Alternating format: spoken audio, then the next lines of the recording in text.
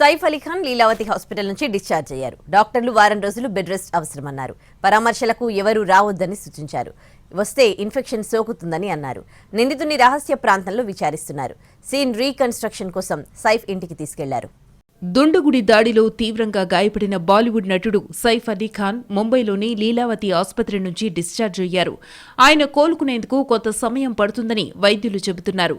కొన్ని రోజుల పాటు బెడ్ రెస్ట్ అవసరమని సూచించారు.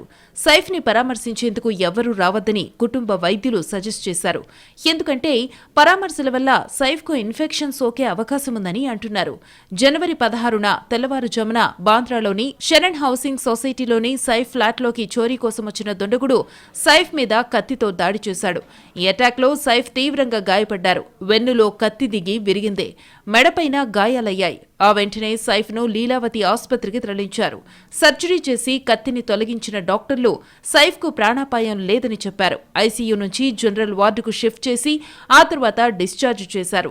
సైఫ్ మీద దాడి చేసిన దుండగుడిని సీసీ కెమెరాల ద్వారా గుర్తించి థానేలో అరెస్ట్ చేశారు. రహస్య ప్రాంతంలో విచారిస్తున్నారు.